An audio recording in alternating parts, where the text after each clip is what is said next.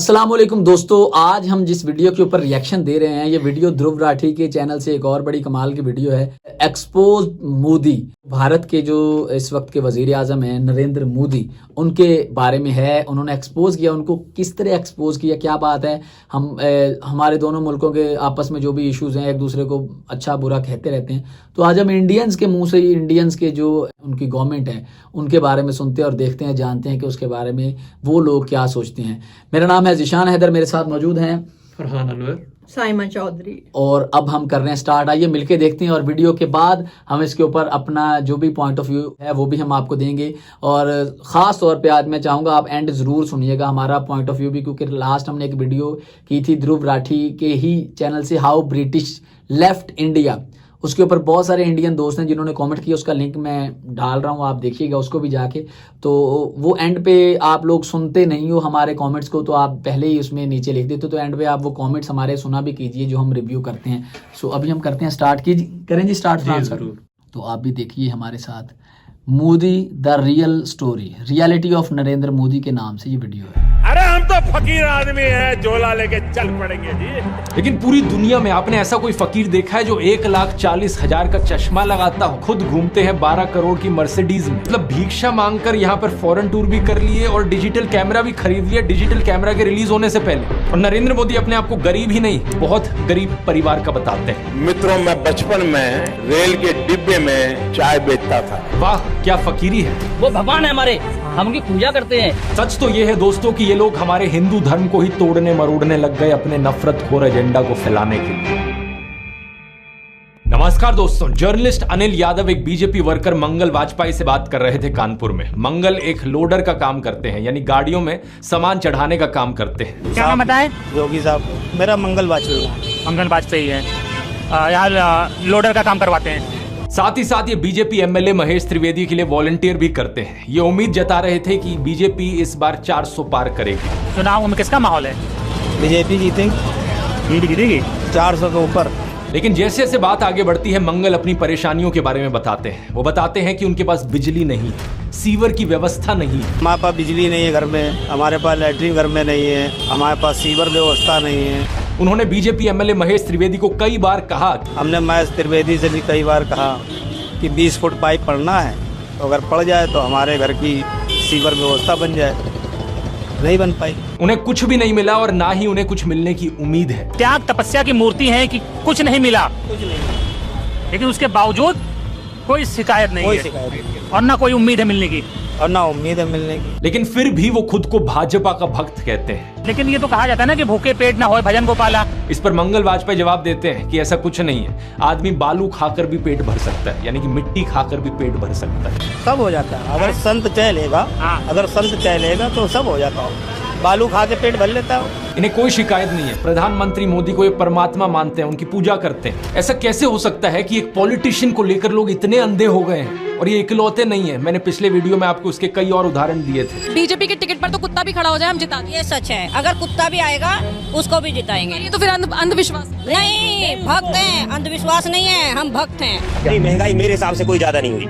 अब मैं 10 साल से बनियान नहीं पहन रहा, देखो आप। वो भगवान है हमारे, हम उनकी पूजा करते हैं। ऐसा हुआ है इमोशनल मैनिपुलेशन और ब्रेन वॉशिंग की वजह से। एक बड़े स्केल पर देश में लोगों का ब्रेन वॉश किया गया है, और जो माफिया यहाँ पर ब्रेन वॉश कर रहा है लोगों का, वो 4 डिपार्टमेंट्स पर काम करता है। पहला डिपार्टमेंट लोगों में गर्व और अहंकार भरता है कि आप महान हो क्योंकि आप हिंदू धर्म में पैदा हुए। दूसरा डिपार्टमेंट आपको एहसास दिलाता है विक्टिमाइजेशन का, कि सदियों से, 1000 सालों से आपके पूर्वज विक्टिम बनकर रहे थे। तीसरा डिपार्टमेंट आपके अंदर डर भरता है कि आपको खतरा है उन लोगों से। और चौथा डिपार्टमेंट यहाँ नरेंद्र मोदी को मसीहा बनाता है कि सिर्फ नरेंद्र मोदी ही आपको बचा सकते हैं। पहले 3 डिपार्टमेंट्स की मैं 3 अलग अलग वीडियोस में ऑलरेडी बात कर चुका हूं। अब वक्त है इस चौथे डिपार्टमेंट को एक्सपोज करने का। नरेंद्र मोदी की कल्ट ऑफ पर्सनैलिटी, कैसे इनके इतने सारे फेलियर्स के बाद भी लोगों को इमोशनली मैनिपुलेट किया जाता है कि लोग इन्हें भगवान मान बैठे। आइए जानते हैं आज के इस वीडियो में।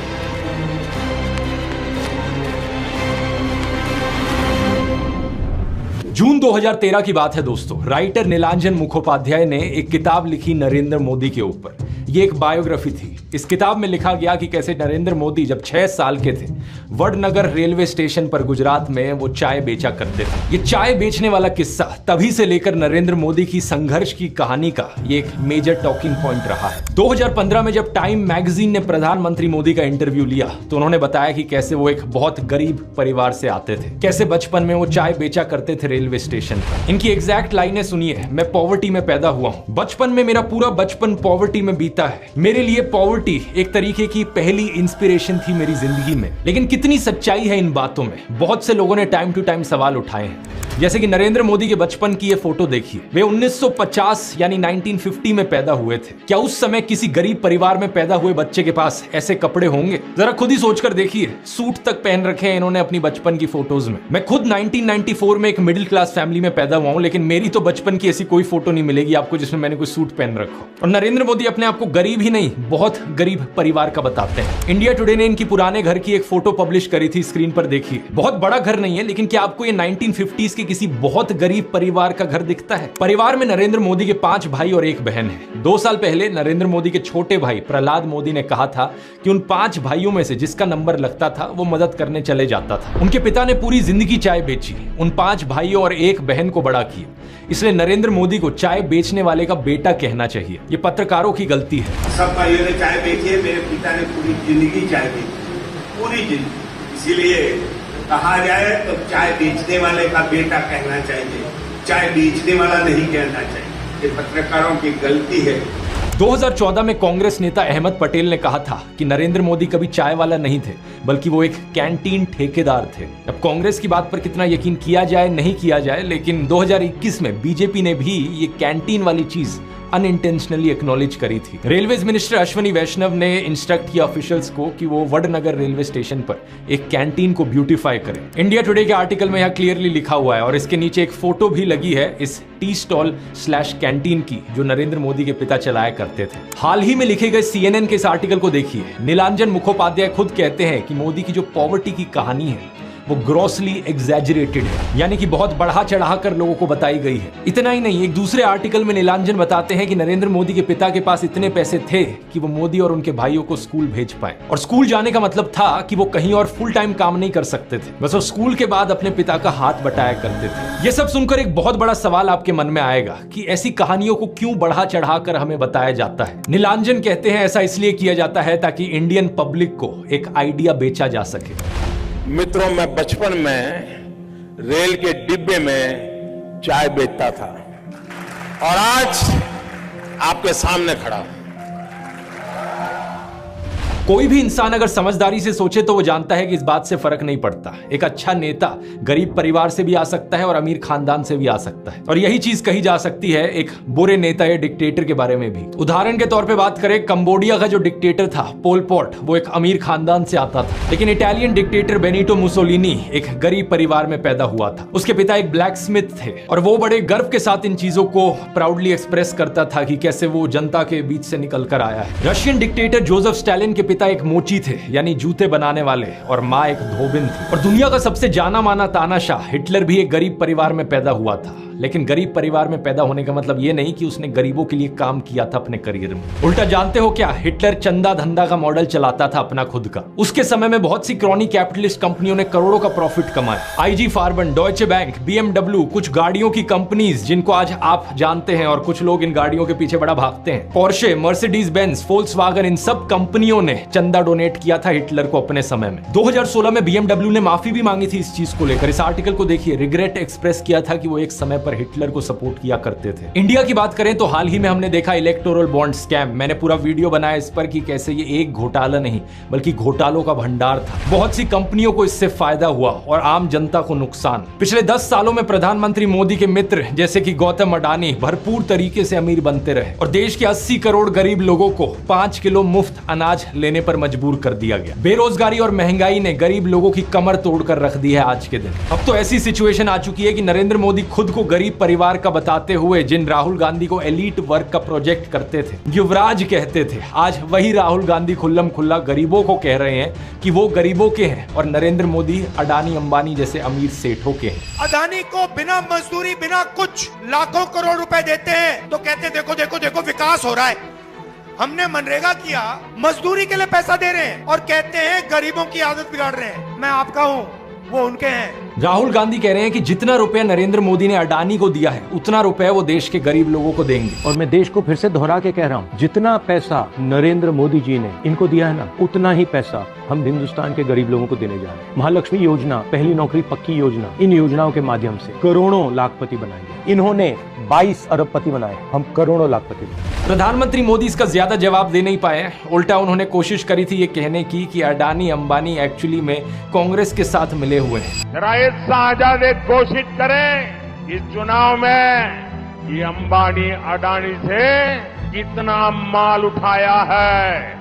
मार्च में आई इस रिपोर्ट को देखिए। भारत में इनकम इनइक्वालिटी 100 साल में सबसे ज्यादा हो गई है। इतनी बुरी हालत अंग्रेजों के जमाने में भी नहीं होती थी। ऐसे में अगर राहुल गांधी ने संकल्प लिया कि अगले 5 सालों में वो सभी 22 करोड़ गरीब लोगों को गरीबी से निकाल देंगे तो इसमें क्या गलत किया। लेकिन पीएम मोदी इस बात पर भी तंज कसने लगे। उनके पास खुद कोई अपना विजन नहीं है। 80 करोड़ लोगों के हाथ में कटोरा पकड़ा दिया और अगले 5 सालों के लिए यही 5 किलो अनाज वाली स्कीम एक्सटेंड कर दी। ना रोजगार का कोई प्लान बताया है, ना महंगाई कंट्रोल कैसे होगी ये बताया, ना गरीबी कैसे हटेगी ये बताया। और जब राहुल गांधी ने सबके लिए रोजगार की बात करी तो प्रधानमंत्री मोदी उनका मजाक उड़ाने लग गए। कांग्रेस के शाहजादे ने अभी घोषणा की, आप भी सुनकर के हंसोगे। सुनाऊं? जोरों से हंसना पड़ेगा आपको। और आपको ये भी मालूम कि ये टेम्पो में पैसा देते हैं, क्या ये आपका पर्सनल एक्सपीरियंस है क्या? फरवरी 2020 में गुजरात में नमस्ते ट्रंप इवेंट हुआ था तो गरीबों को छुपाने के लिए एक 1600 फुट लंबी दीवार बनाई गई थी। जरा खुद सोचकर देखो, 1995 से लेकर 2020 25 साल से गुजरात में बीजेपी की सरकार थी, जिनमें से 3 बार तो खुद नरेंद्र मोदी ही चीफ मिनिस्टर थे। लेकिन इनसे गरीबी नहीं हटाई गई, उल्टा ये गरीबों को छुपाने लग गए। G20 समिट के समय दिल्ली में भी यही हुआ था। कुछ बस्तियों को हरे पर्दे के पीछे ढक दिया गया था, यानी कि इन गरीब लोगों की मूवमेंट को भी रिस्ट्रिक्ट कर दी। इसी के तहत ये पूरी दुकानें यहाँ से ढक दी गई हैं। जो थोड़ा झुग्गी टाइप घर थे उनको भी ढक दिया गया है यहाँ पर। सोचिए कि ये कितना डीह्यूमनाइजिंग है। कोई आपसे कहे कि तुम अच्छे नहीं लग रहे हो, तुम तो एक दाग धब्बा हो। वो गोरे सेठ आ रहे हैं हमारे देश में घूमने, तुम्हें एक पर्दे के पीछे छुपा दिया जाएगा। कैसा लगेगा आपको ये सुनकर? उन गरीबों की सोचो, उन्हें कैसा लगा होगा। सीधा कहते हैं कि यहाँ से जाओ, उस गरीब को तो भगा सकते हो, उस अमीर को भगा के देखो ना। तो इन सब चीजों के चलते नरेंद्र मोदी की ये जो गरीब परिवार वाली ब्रांडिंग थी अब ये लगभग खत्म हो चुकी है। लेकिन उनके कल्ट ऑफ पर्सनैलिटी का ये केवल एक हिस्सा है। दूसरा हिस्सा यहाँ पर आता है उनके परिवार को लेकर। व्हाट्सएप पर और गोदी मीडिया के जरिए आपको बार बार बताया जाता है कि नरेंद्र मोदी इतने महान हैं क्योंकि उन्होंने देश के लिए अपने परिवार को छोड़ दिया, अपनी पत्नी को छोड़ दिया। देखो, वैसे ये एक पर्सनल मामला है, किसी पति पत्नी की आपस में ना बने ये कोई बड़ी चीज नहीं है, बहुत से लोगों के साथ ऐसा होता है। लेकिन यही लोग खुद इस पर्सनल बात को बीच में लाते हैं, इसे अचीवमेंट के तौर पर दिखाने के लिए। देश के लिए पत्नी को छोड़ दिया, कुछ सेंस है इस बात का? पूर्व प्रधानमंत्री लाल बहादुर शास्त्री जी ने तो अपनी पत्नी को नहीं छोड़ा, तो क्या वो देश के लिए काम नहीं कर पाए? महात्मा ज्योतिबा फूले की पत्नी सावित्रीबाई फूले के बारे में तो सब जानते हैं, क्या उन्होंने देश के लिए महान काम नहीं किया? आपने अगर रामलीला देखी है तो उसमें भी देखा होगा कि कैसे सीता जी ने भी भगवान राम का साथ दिया वनवास में, और राम ने उन्हें बचाने के लिए क्या क्या नहीं किया। तो व्हाट्सएप यूनिवर्सिटी की एक ऐसी घटिया नारी विरोधी मानसिकता है जहां आप औरत को एक अड़चन की तरह देखते हो, जहां आप पत्नी को छोड़ देने को एक अचीवमेंट की तरह दिखाते हो। और केवल पत्नी ही नहीं बल्कि नरेंद्र मोदी के परिवार को लेकर भी व्हाट्सएप माफिया यही बात फैलाता है। अरे औरों की तो छोड़ो, नरेंद्र मोदी खुद इस बात को बार बार दोहराते रहते हैं। कहते हैं कि उन्होंने अपने परिवार को देश के लिए छोड़ दिया।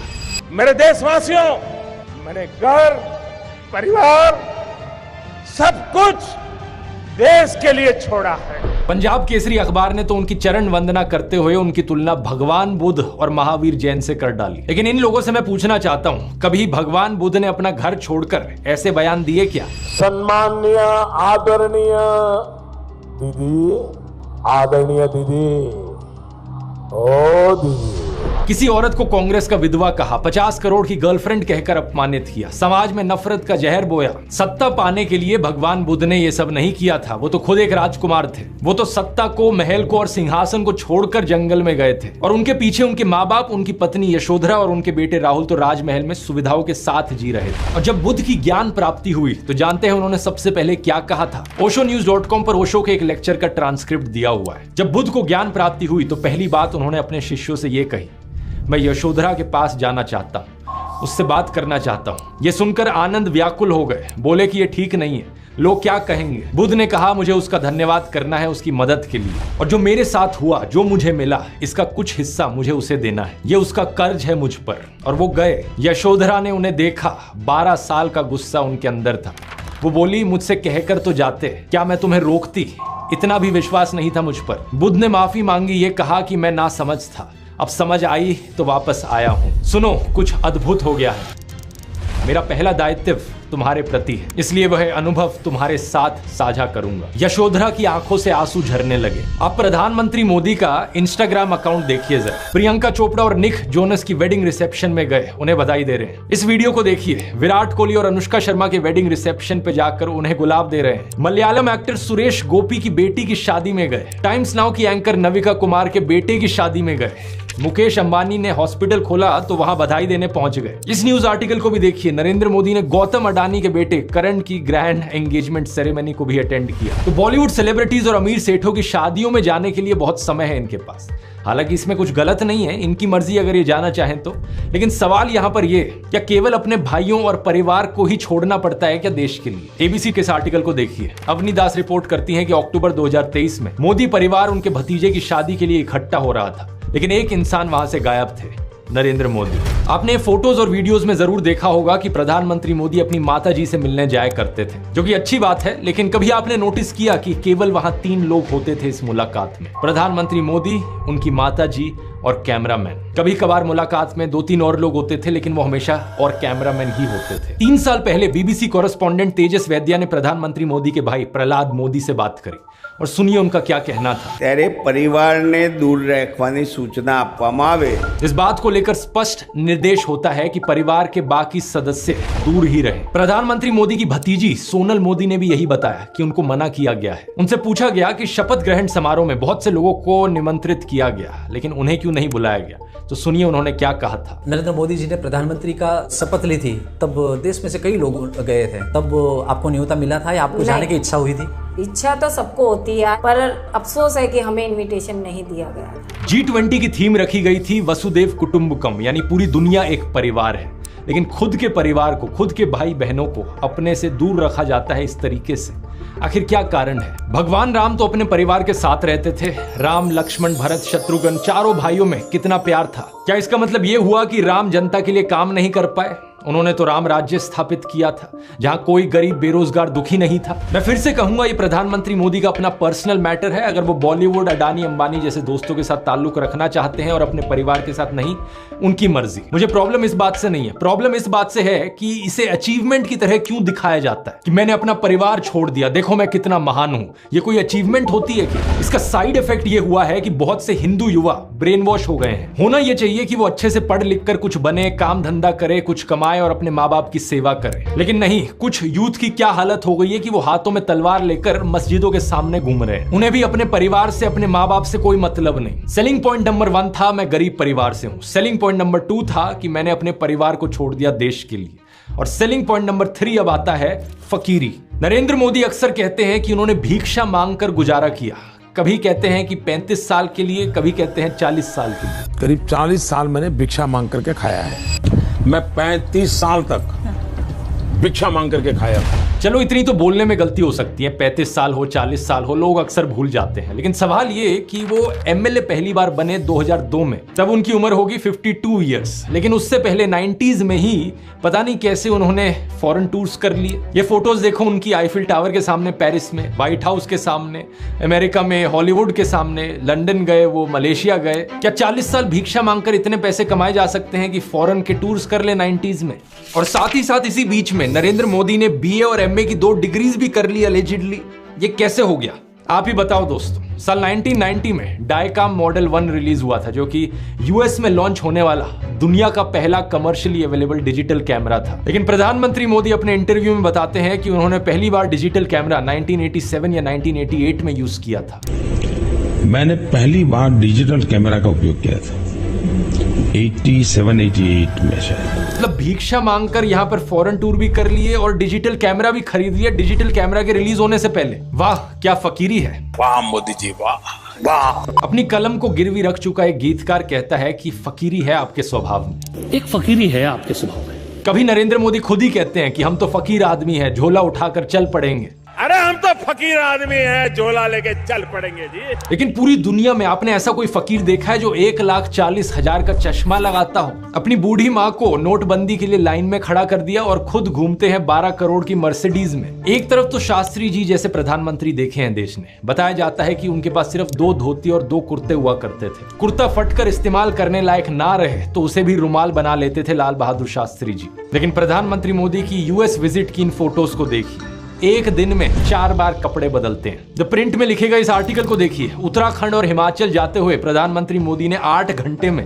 4 बार कपड़े बदले। इस टाइम्स ऑफ इंडिया के आर्टिकल को देखिए, प्रधानमंत्री मोदी गंगा आरती करने गए तब भी कपड़े बदलते जा रहे हैं। हुबली टाइम्स वालों ने तो इनकी फैंसी ड्रेस का एक पूरा कोलाज बना दिया। इंडिया टुडे ने भी इनकी 22 हेड गियर्स की कलेक्शन दिखाई है इस आर्टिकल में, और इस इंडियन एक्सप्रेस के कोलाज को भी देखिए। अगर ये फकीरी वाली बात भी नहीं बैठती लोगों में, तो इस सब के बाद अगला हथियार आता है कि इनको भगवान का अवतार ही बना दो। ये एक बार नहीं, 2 बार नहीं, बल्कि कितनी बार कितने नेताओं ने बार बार प्रधानमंत्री मोदी को भगवान से कंपेयर किया है। और मोदी जी भारत के लिए भगवान का वरदान बन के आए हैं। भगवान ने ही मनुष्य के रूप में नरेंद्र मोदी जी के रूप में अवतार लिया। हमारे माननीय प्रधानमंत्री जो खुद भगवान स्वरूप है, मोदी जी के रूप में श्री रामचंद्र ने जन्म लिया है। मोदी जी है ना साक्षात भगवान महाकाल जी का अवतार है। मोदी राम और अमित शाह कृष्ण। अरे कुछ लोग तो मंदिर भी बनाने लग गए। पुणे में एक बीजेपी वर्कर ने नरेंद्र मोदी के लिए मंदिर बना दिया, गुजरात में इनका एक मंदिर बना, तमिलनाडु में इनके लिए एक मंदिर बना। क्या मजाक चल रहा है ये इकलौते नेता नहीं है जिन्हें भगवान से कंपेयर किया जाता है। एक समय पर एडोल्फ हिटलर को भी जीसस से कंपेयर किया जाता था। राजनीति में हिटलर की एंट्री की तुलना की जाती थी जीसस के रिजरेक्शन से। लेकिन उस समय यह सवाल उठा कि ये बात जमेगी कैसे?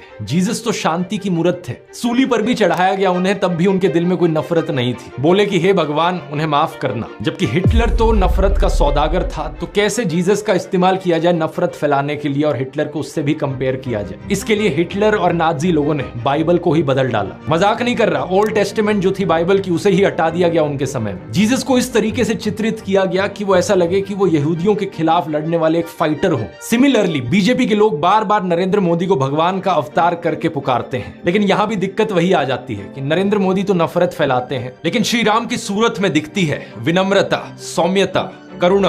राजा रवि वर्मा की इस आइकॉनिक पेंटिंग को देखिए, राम दरबार, जो कि हमारे देश के करोड़ों घरों में लगी हुई है। इस प्रॉब्लम का समाधान ढूंढने के लिए इनके लोगों ने राम की सूरत बदलनी शुरू कर दी। पिछले कुछ सालों में आपने देखा होगा ये एंग्री हनुमान और एंग्री राम की आइकॉनोग्राफी गाड़ियों के पीछे इसे लगाया जाता है, ये दर्शाने के लिए कि ये है असली में भगवान राम। चरित्र ही बदल दो भगवान का। रामायण में मुसलमानों का कोई जिक्र नहीं है, लेकिन इन लोगों ने रामायण को भी तोड़ मरोड़ दिया अपने नफरत खोर एजेंडा के लिए। 2016 में एक बीजेपी एमपी ने कहा कि मुसलमान तो रावण के डिसेंडेंट्स हैं। व्हाट्सएप माफिया वालों ने हमारे हिंदू स्क्रिप्चर्स में एक झूठा कोट इंसर्ट कर दिया, धर्म हिंसा तथैव च। जो चीज किसी वेद पुराण में नहीं थी, किसी रामायण महाभारत में नहीं थी, इन्होंने जबरदस्ती अपना नफरत खोर एजेंडा बीच में घुसा दिया उसके। धर्म हिंसा तथैव च, आपको जान करके आनंद होगा कि ये किसी भी ग्रंथ में कहीं पर भी नहीं लिखा हुआ है, और इससे आपके रोंगटे भी खड़े हो जाने चाहिए कि ये कौन सी सेंट्रलाइज्ड कॉन्स्पिरेसी यूनिट है जो इतनी बड़ी बड़ी साजिशें करती है कि जो बात धर्म ग्रंथ में लिखी भी नहीं हुई है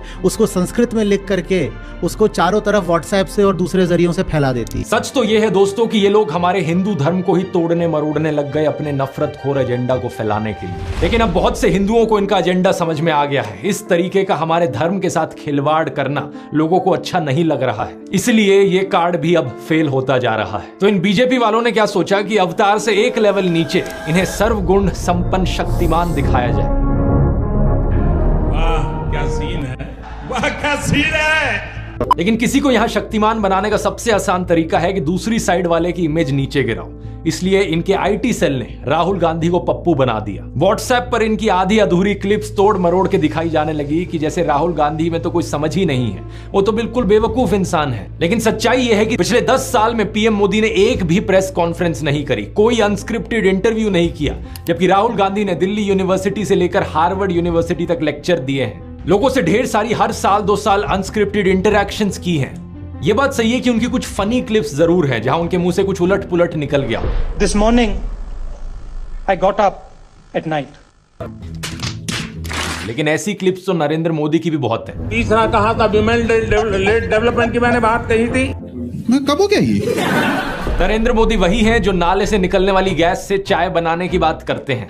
कहते हैं कि पसीने से मुंह पोंछ लेता था तो ग्लो आ जाती थी। कभी ये क्लाइमेट चेंज को डिनाई करते हैं कि गर्मी नहीं बढ़ रही बल्कि हमारी गर्मी सहने की शक्ति कम हो रही है, तो कभी ये बादलों से रेडार का सिग्नल रोकने की बात करते हैं। लेकिन मैंने कहा इतने क्लाउड है, बारिश हो रही है, तो एक बेनिफिट है कि हम राडार से बच सकते हैं।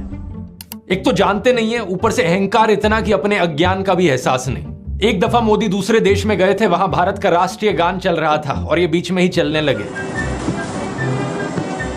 ऐसी गलती किसी से भी हो सकती है, लेकिन बात मैं यहां पर यह बताना चाह रहा हूं कि प्रधानमंत्री मोदी की भी फनी क्लिप्स बहुत सारी हैं। दूसरों को पप्पू बोलने से पहले अपनी क्लिप्स पर नजर डाल लो। पप्पू को हारने का डर लग रहा है, पप्पू को नहीं बनाएंगे। और अभी तो एक बहुत बेहतरीन मौका मिला है। हमारे फॉर्मर सुप्रीम कोर्ट के जजेस ने राहुल गांधी और नरेंद्र मोदी दोनों को एक वन-ऑन-वन डिबेट के लिए इनवाइट किया है। राहुल गांधी तो इस इनविटेशन को ऑलरेडी एक्सेप्ट कर चुके हैं, लेकिन नरेंद्र मोदी अभी भी चुप है। अगर ऐसा होता है तो जनता के लिए भी एक बड़ा सीधा मौका होगा देखने का कि नरेंद्र मोदी और राहुल गांधी में से कौन ज्यादा समझदार है, कौन ज्यादा इंटेलिजेंट है और कौन ज्यादा केपेबल लीडर है देश के लिए। लेकिन नरेंद्र मोदी अगर इस डिबेट से भागते हैं और जवाब ही नहीं देते तो समझ जाना कौन यहां पर बेहतर है। इस कल्ट ऑफ पर्सनैलिटी में प्रधानमंत्री मोदी का सबसे बड़ा कार्ड है सब जगह फोटो चिपकाओ। बचपन में मैं सोचता था कि ये कोका कोला जैसी ड्रिंक्स की एड्स क्यों आती हैं टीवी पर। हर कोई तो जानता है कि कोका कोला क्या है। बाद में मुझे समझ आया कि out of site is out of mind, यानी नजर से बाहर तो दिमाग से बाहर। और इसकी उल्टी एक टैक्टिक है, जितना नजर में रहोगे उतना लोगों के दिमाग में घुसोगे। अखबार पर नरेंद्र मोदी, रेडियो पर नरेंद्र मोदी, टीवी चैनलों पर नरेंद्र मोदी, फेसबुक पर नरेंद्र मोदी, पेट्रोल पंप की होर्डिंग्स पर नरेंद्र मोदी, सड़क पर पोस्टर छपे हैं, गूगल एड्स पे करोड़ों खर्च करके अपना चेहरा दिखा रखा है, हर एक सरकारी स्कीम के इश्तिहार पे। अरे ये सब तो छोड़ो, कोविड वैक्सीन के सर्टिफिकेट पे भी नरेंद्र मोदी। सेल्फी पॉइंट्स तक बना डाले इन्होंने जगह जगह। 2022 की इस रिपोर्ट को देखिए। आईएनबी मिनिस्ट्री ने बताया कि सरकार ने 8 सालों में 6,400 करोड़ से ज्यादा रुपए खर्च किया एडवर्टाइजमेंट्स पर। हर रोज का 71 लाख रुपए तो अखबारों में ऐड देने में लगा दिया। और ये सब तो सरकारी पैसे से चलने वाली एड्स थी। इसके अलावा जो पार्टी फंड से चलने वाली एड है वो अलग, और गोदी मीडिया के एंकर जो दिन रात चाटुकारिता करते हैं वो अलग। हर जगह नरेंद्र मोदी। एक गायक थे जिम मॉरिसन, उन्होंने कहा था कि जो मीडिया को कंट्रोल करता है वो दिमाग को कंट्रोल करता है। लेकिन एक और सिंगर थे बॉब मार्ले, उन्होंने कहा था कि हर वक्त हर किसी को बेवकूफ नहीं बनाया जा सकता। और अब यही हो रहा है कि हर तरफ मोदी का चेहरा देखकर लोग उकता गए हैं। और ये जो वॉर रुकवाने वाली कहानियां हैं, इन पर पूछा जा रहा है कि इतनी ही वॉर रुकवाने वाले हो तो मणिपुर की हिंसा क्यों नहीं रुकवा देते। इलेक्ट्रॉन बॉन्ड का पैसा है, कहीं तो यूज होगा। किसी एक्टर को उठा के बेटी बना देंगे, पापा ने वॉर रुकवा दी, पापा मणिपुर के दंगे क्यों नहीं रुकवाते। लोग पूछ रहे हैं कि भारत में सब चंगासी है तो 2022 में सब रिकॉर्ड तोड़ते हुए 2.25 लाख लोगों ने भारतीय नागरिकता क्यों छोड़ दी। इस मोदी मैजिक के खत्म होने का सबसे बड़ा सबूत यही है कि बीजेपी को दूसरी पार्टियों के उन नेताओं को अपनी पार्टी में लाना पड़ रहा है जिन पर भ्रष्टाचार के एक से बढ़कर एक आरोप लगे। अगर मोदी मैजिक अब सही में बचा होता तो मोदी के नाम से ही चुनाव जीता जा सकता था। इन बाहर के नेताओं को लाने की जरूरत नहीं थी अपनी पार्टी में।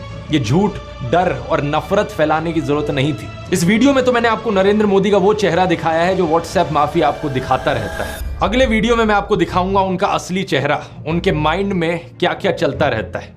यहां मैं आप लोगों का धन्यवाद करना चाहूंगा क्योंकि आप लोग इतने जज्बे के साथ इनकी इस झूठ और नफरत की फैक्ट्री को तबाह करने में लगे हुए हो। हमारे इस मिशन 100 करोड़ पर लगे रहिए। ये देखकर खुशी होती है कि किसी का कमेंट आता है ये कहते हुए कि आपने एक वीडियो को 850 लोगों के साथ शेयर किया व्हाट्सएप पर। कहीं पता चलता है कि प्रोजेक्टर स्क्रीन पर दिखाकर आप वीडियो चला रहे हो राजस्थान की गलियों से लेकर वेस्ट बंगाल तक। किसी ने टीवी लगा दिया बाहर मुंबई में ताकि लोगों तक सच पहुंचाया जा सके। इसी तरीके से लगे रहो। हमें देश के लोकतंत्र को बचाना है, देश के संविधान को बचाना है। वोट करने जरूर जाना और अपने आसपास के 10 लोगों को कन्विंस करना वोट करने के लिए। वोट करना इस नफरत और झूठ के खिलाफ। मुझे यकीन है कि हम इकट्ठे मिलकर देश को बचा लेंगे। अगर आपने इस ब्रेन वॉशिंग माफिया के चारों डिपार्टमेंट्स के बारे में पहली बार सुना है तो इस वीडियो को जरूर देखिए। यहां पर मैंने शुरुआत से समझाया था पहले डिपार्टमेंट के बारे में, क्लिक करके देख सकते हैं। इनकलाब जिंदाबाद। जय हिंद। लें जी, बाकायदा इनकलाब जिंदाबाद। और ये जय हिंद ध्रुव राठी जो हैं ये हमेशा बहुत कमाल का काम कर रहे हैं यूट्यूब पे। नहीं ये इतने नंबर 1 यूट्यूबर्स में इनका शुमार होता है और बहुत एडिटिंग को देख लें, कंटेंट देख लें, किस तरह वीडियो बनाते हैं, ज़बरदस्त। और जिस टॉपिक के ऊपर वीडियो थी भाई, इसके ऊपर हम क्या बात करें। अब हम अगर कुछ कहते हैं तो आप लोग कहते हो कि आप पाकिस्तान इंडिया के खिलाफ है। तो मोदी जी का जो चेहरा उन्होंने जिस तरह वाजे किया, अब हम नहीं कह रहे, आपके अपने भारतीय लोग कह रहे हैं और बड़े लॉजिकल वे से कह रहे हैं। एक होती है बात जो आप किसी के अगेंस्ट हो तो उसके खिलाफ आप बात करते हैं, एक लॉजिक के साथ आप करते हो बात, और बड़ी लॉजिक के साथ उन्होंने बात की है। जिसमें सबसे मजे की बात यह है कि वो कह रहे हैं कि 40 साल तक मैंने भीख मांगी है। 2002 में उन्होंने बताया वो पहली दफा वजीर आला बने, ठीक है, गुजरात के। उससे पहले वो बाहर के दौरे कर चुके थे 90s के दौर में। तो भैया आपके पास इतना पैसा, आप तो भीख मांग रहे थे। तो हम अगर यहाँ पे वर्ड यूज करें जो पाकिस्तानी करते हैं, भीख मंगे, जिस तरह आप बोलते हैं पाकिस्तान, तो ये आपके प्राइम मिनिस्टर खुद बोल रहे हैं कि मैं भीख मंगा था। चाय वाली बात भी उनकी निकली फेक। मैं तो हैरान हुआ, मुझे तो पता लगा वो चाय नहीं बेचते थे, उनके वालिद बेचते थे, लेकिन उन्होंने ये सादगी अपनी शो करने के लिए ये बात बना ली। फिर अपने मजहब में, very sad to see this here this, के आप अपने मजहब में, अपनी बुक्स में चेंजेस लेके आ रहे हो अपने एजेंडे को बढ़ाने के लिए। तो मोदी जी का जो फेस है वो काफी इन्होंने दिखा दिया। और कांग्रेस पार्टी, हता कि वो इंडिया की पार्टी है, लेकिन मैं हमेशा उनकी सोच को लेकर ना मुझे एक चीज ये फील होती है, क्यों ऐसा था कि कांग्रेस पार्टी के अंदर, चूंकि उनके फाउंडर्स में से थे इंडिया के, जिन्होंने इंडिया बनाया है, गांधी जी। गांधी जी की जो मैंने जितनी हिस्ट्री देखी पड़ी ना, उनके अंदर एक इंसानियत वाला पहलू बहुत था। ऐसे ही है। तो वो यानी कि समाज सेवक वाकई ही थे, तो उनके अंदर वो चीज बहुत ज्यादा थी। तो कांग्रेस में वो चीज आज भी कहीं ना कहीं नजर तो थोड़ी बहुत आती है, ताकि कांग्रेस को लेके भी बहुत इख्तलाफात होंगे, वो खानदानी सियासत, ये बातें, बट इट डजंट मीन कि आप उनके, हमने तो ये देखना है ना, हजरत अली का एक कॉल है कि ये ना देखो कौन कह रहा है, ये देखो क्या कह रहा है। तो वो जो कह रहे हैं ये बात है बड़ी, और ये वाजे नजर आ रहा है 10 साल से जिन लोगों ने कोई अनस्क्रिप्टेड इंटरव्यू तक नहीं दिया, तो उनसे हम क्या बात कर सकते हैं। और मुझे मोदी जी को ये सारा देख के ना, मुझे हमारे पाकिस्तान के भी हम अपनी बात कर सकते हैं खुल डुल के।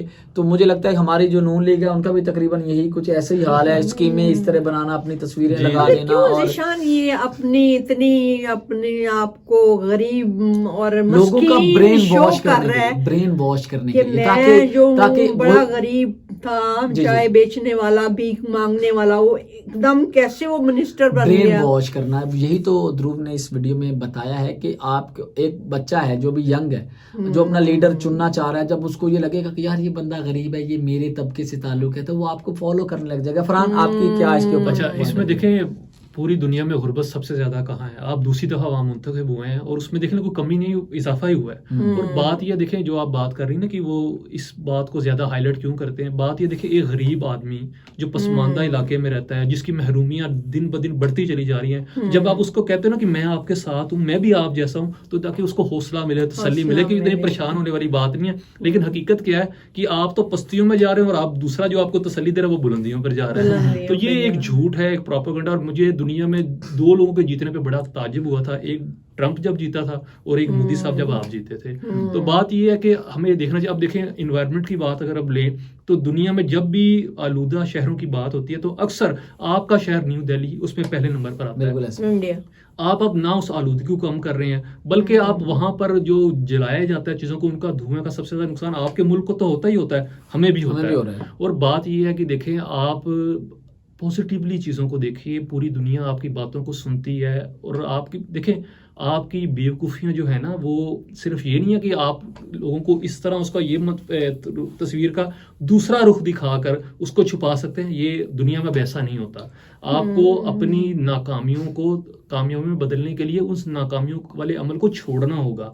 अब देखें, वहाँ पर मोदी साहब आपकी पॉलिसी से मुस्लिम जो आपके रहने वाले हैं वहाँ पे वो भी परेशान है, जो सिख बरादरी है वो भी कितना अरसा वहाँ पर एहतजाज करती है और पूरी दुनिया में एहतजाज कर रही है। तो आप जब लोगों को दबाएंगे और कोई एक तासुर देंगे कि ये सिर्फ हिंदुओं का मुल्क है, तो ये हम तो नहीं कह रहे, ये तो आप देखिए पूरी दुनिया में जो सिख एहतजाज कर रहे हैं किस लिए कर रहे हैं। आपके अभी वीडियो में देखा ना, आपके भारतीय लोग अब ये कह रहे हैं ना कि हिंदुत्व जो है वो बहुत ज्यादा आपने उस चीज को हवा दे दी। साइमा जी, क्या आप कहेंगे वीडियो देख के? वही मैं कह रही हूँ कि अब इंडिया वाले जो हैं ये सारी बातें सुन रहे होंगे, सबने भी देखी होगी ये वीडियो, तो उनके क्या तासुरात होंगे इस पे कि वाकई वो इस काबिल है कि उस पे तरस खाया जाए। सही बात है। और ये मजे की बात यह कि ये वीडियो आज से 8 महीने के पहले की, जहाँ उनके इलेक्शन से पहले की ये वीडियो है, तब यानी कि इलेक्शन का हुआ बहुत ज्यादा था। और इसका सेकंड पार्ट है जिसमें ध्रुव ने कहा है कि उनके माइंड में क्या चलता है, उसके ऊपर भी हम रिएक्शन देंगे। आपकी क्या राय है आपने बताना जरूर। और अब भैया ये प्लीज इंडियन जो मेरे दोस्त हैं काइंडली नीचे आके अब ये ना आप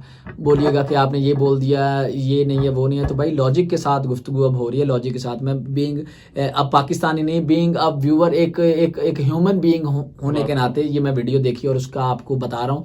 और आपके ही देश की वीडियो, आपके ही देश की लोगों की ये बात है।